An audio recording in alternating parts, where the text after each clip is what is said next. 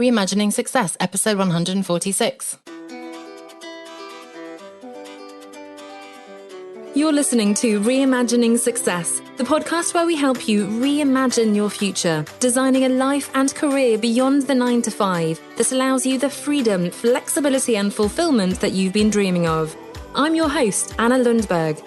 Now, let's get started on those dreams. Hello there and welcome back. I am your host, Anna Lundberg, and we're here to talk about the big headline that I'm sure you must have seen in the past weeks and months, which is that of the Great Resignation, capital G, capital R, the Great Resignation. So if you haven't seen the headline, or just to jog your memory and give you a bit of an understanding of what we're talking about here, the big headline is, and the date I keep seeing is April, so as many as 4 million workers quit their jobs in the US in April alone. So it's just 1 month, one country. But of course, the bigger trend that we're seeing is a lot of people post-pandemic, if we can talk about post-pandemic, are choosing to leave their jobs. So the question, of course, is why? Considering the economic uncertainty, record-breaking unemployment levels, everything that's happened the last year or so, why are people choosing then to quit their jobs? We might think, oh my goodness, we should be grateful that we have a job, that we have a salary, that we can, that we're healthy, by the way, and alive, first of all, because that's been in question, and that we can take care of our families, and we should be grateful that we have a job, right? Now, of course, there has been a lot of fear around our physical well-being, our financial well-being, and yet there has been a shift, a reassessment of priorities. And I think the flexibility that so many people have had, unusually so, of working from home, being furloughed perhaps and not working, or even facing redundancy, has facilitated this reassessment. We've not been burdened by that commute, the rigid working day. We've had much more time to think about what really matters. And therefore, we've seen this shift in priorities to focus on family, health, ultimately what really matters. And so in some cases, it may be that you or other people had wanted to leave anyway, and that this has just put the final nail in the coffin. Either your employer has treated you very poorly, maybe you felt undervalued, unheard. The poor company culture has really pushed you to the breaking point, handled the furlough scheme, maybe even redundancy, or just generally the whole experience of the last year or so very poorly. That could be the case. So you're sort of being pushed out of a particular company. And of course, people leave their bosses really rather than a company is always the story that we hear. Or it may be that you're being pulled in a new direction again, right? To think, hang on a second, now maybe I can begin to remind myself of all the things I wanted to do when I was younger, all these ideas I've had on holidays and so on before.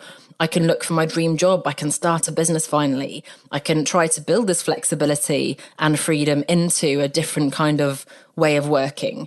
I've loved the freedom to take a walk at lunchtime, to have dinner with my family every night, to manage my time so I can get up early some days, have a lie-in other days, work late, start early, start late, whatever that looks like, right? So I think for good reason, the emperor's clothes have suddenly been stripped away, or at least our eyes have finally been opened, and we've understood, hang on a second, we don't have to work this way. We maybe don't want to work this way. Commuting to a job that we don't love, that we don't particularly feel challenges us, that doesn't give us the freedom, the flexibility we're after. We really have higher expectations now of our jobs, of our employers. We read always about the millennials, and I'm sort of a millennial, an Xennial, an X, a Y, all sorts of things. I don't know about you. And there's, of course, new generation Z now, and they want purpose and flexibility. And I think it's not just them, it's all of us.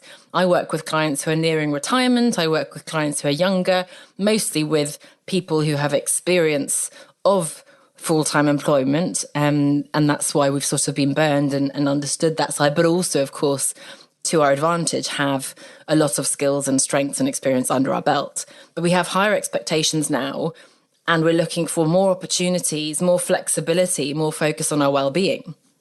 So if you are a company, and I know you are an individual who is perhaps a senior director, manager in your company, maybe even you're a CEO, you will need to focus on providing that environment, providing those opportunities to your employees, focusing on personal and professional development for your employees, helping them connect to a bigger purpose, to their own purpose, but also having a clear social purpose, a purpose for your company, allowing for flexibility. Money isn't enough anymore. If you read Dan Pink's book, Drive, on what motivates us, again, in one of the webinars I run, we talk about the importance of, in particular, autonomy. And there's a great video, if you Google it, just Google Dan Pink Drive and you'll find it, where there's a fantastic sort of animated cartoon that talks through that actually money beyond a certain level isn't the motivator. And that's perhaps surprising to us, but maybe not so surprising, because again and again, I dig into values of my clients, and never do we find that money in itself is the driver. It's money so that we can take care of our family. It's money so that we can live the life and lifestyle we want, right? It's not money in itself. And after a certain amount of money, getting an extra £100 to come up with a creative idea isn't what motivates employees, says Dan Pink. He says that actually it's having the creativity, the autonomy in particular. You may have heard the example from years ago that I don't think they do anymore, unfortunately, but Google let their employees for 20% of the week, 1 day a week, let's say Friday every week, work on their own projects. And that then led them to come up with Gmail and all sorts of amazing things, right? So we want autonomy. Mastery is the second one from Dan Pink. 10,000 hours, says Malcolm Gladwell, to become the master of a particular skill. But mastery, feeling like we're really good at something is so important to motivate ourselves, and working to get better is a big driver. And then purpose. We talk about your ikigai. We talk about starting with why, Simon Sinek's way of phrasing it, right? Having that bigger purpose. Logotherapy and Viktor Frankl's Man's Search for Meaning, if you haven't read that, it's the importance of meaning rather than something like happiness, for example, that drives you, that pulls you out of depression and gives you a reason to live. So he survived the Holocaust, very lucky in many ways, but he did a lot of research on the importance of meaning in those kinds of extreme circumstances to survive. So getting a bit serious here, but Dan Pink's book, again, on motivation, autonomy, mastery, and purpose. So many different authors, so many experts, so much research focusing on these important drivers. So it's the Great Resignation. Again, millions of workers in the US. That statistic of 4 million is just 1 month, April, which is already quite some time ago. People all around the world in different industries, although perhaps overrepresented in some that have particularly been hard hit, perhaps. But certainly there's a big shift, which I'm loving seeing, I have to admit. I think it's so important. It's something, of course, that I've been, I don't want to say pushing for, but at least I've evangelized about for some time, something I've done myself, something I see my clients doing. And it can only be a good thing. Whether you, whether they, whether we stay in, shift into different corporate jobs, we change organizations, even better if employers and companies and cultures can evolve. That's fantastic. And I know I have other colleagues, although I don't do that, who work with companies to help them do so, to help them support their employees in their companies. That's one way of addressing it. I address it by helping you as an individual leave behind that particular environment, the so-called 9 to 5, and create an alternative for yourself to design and build a business, a life outside of that rigid structure of the 9 to 5. So what can you do if you want to join all these millions of people in the Great Resignation, very exciting trend in society? If you're thinking about it, if you're not perhaps yet sold, but you have been reassessing your priorities, you've been shifting, you've been thinking, hang on, in a way, this has been perhaps then a longer period in which you've been able to reflect. I always think holiday is such a good time to go away and really think big picture, what it is I want to do. Unfortunately, we come back then into the office, forget all about it and go back into our sort of hamster wheel. Let's take this opportunity and run with it. I'm not saying quit your job today or tomorrow. If you've already quit it, don't worry, I'll help you there too. But if you're unsure, I'm not saying launch yourself into an unknown that's putting your family at risk financially, that's stressing you out and so on. What I'm saying is you need to get clear on what you might want to do instead. You need to look at your finances black on white, understand your situation with expenses and savings. You need to review your skills, your strengths to see, what you can do, what opportunities there might be. Look at business models and all sorts of things, right? Start networking, building relationships. Now, if you'd like help doing that, I have exciting news if you're listening to this live. And if not, don't worry, we do run this several times a year.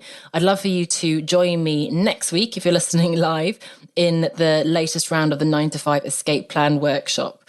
So this is a workshop I've been running the last few years. I have taken a little bit of a break as I've popped out a child or two in the meantime. It's a live workshop, which gives us the energy and focus and interaction to really support you guys. It's over 5 days now. In the past, I've run it quite long, intense 5 sessions. I'm experimenting with a shorter version this time because I know that if you're in a full-time job in particular, whether you have children or hobbies or fitness or projects or side hustles, full-time jobs, whatever it is, you don't have a huge amount of time and energy, right? So I'm going to show you how much change, how much impact you can make, how far you can get in just a little period of time every day. So I'm sure you can carve out 20 minutes, 30 minutes every day, right? So we're going to do that in 5 little mini sessions. There'll be lunchtime UK time. Of course, I know you guys are all over the world. There'll be live sessions. So do join me and we'll be working through the process of working out what it is you want to do, all the steps you need to think about. And I know it sounds like a lot, and it is a lot, but we're going to be breaking it down into the most important steps. Again, make a big impact with as little effort as possible. That sounds pretty good, doesn't it? So this is all the 9 to 5 Escape Plan workshop. You can register now at onestepoutside.com/escape.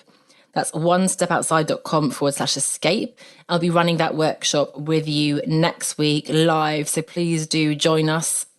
There's a worksheet, there's some exercises to do, but really it's a little bit of time every day. Please give yourself this gift. At least you can give yourself these, 2.5 hours in 1 week to give yourself the chance. If then you decide, hey, I don't have time, I don't have the energy, I don't want to do this anymore, amazing. If you do want to do, if you realize, oh my gosh, this is so exciting, I could do so much, I've got so many ideas, I know exactly what I want to do, I know, how I want to move forwards, I don't know yet, but I'm going to find out, then of course we can look at what that looks like and support you through that process. So onestepoutside.com/escape. If, by the way, you're not available, you don't yet want to do this proper workshop, you know that you're not quite there yet, you're just sort of beginning to maybe think about it. Although, if you're listening to this, I think you're maybe further along than you realise. But I do also have the roadmap, which is a PDF resource, much more passive, of course, but quite a comprehensive resource, a new resource for you that you can get at onestepoutside.com/roadmap. So onestepoutside.com/roadmap. It's a PDF taking you through the 10 steps of navigating that transition out of the 9 to 5. So that's a good first step in any case. But I would love for you to join me in the interactive workshop to really take these sort of vague ideas and thoughts and plans and so on, concretize them and really give you an actual plan and the confidence to start implementing it. So onestepoutside.com/escape to join us in the 9 to 5 Escape Plan workshop next week. I'll see you there. Bye for now. If you're interested in navigating this transition out of a full-time job and into working for yourself, then I'd love for you to join us in the 9 to 5 Escape Plan. This is a free workshop that I'm running over 5 days, 5 little mini sessions that I promise will be easy enough to squeeze into your very busy day and week, designed to take you from working out exactly what it is you want to do, right through to choosing the right business model, building or at least understanding how you're going to build an effective brand platform, and importantly, how you can make this work for your personal situation and the life and lifestyle that you want. You can sign up at onestepoutside.com/escape. That's onestepoutside.com/escape. And if you're listening later in the year, don't worry, we run this a couple of times a year. And in the meantime, there are plenty of other resources available for you. But if you can, I'd love for you to join me in the Escape Plan this time round, and let's make this happen for you.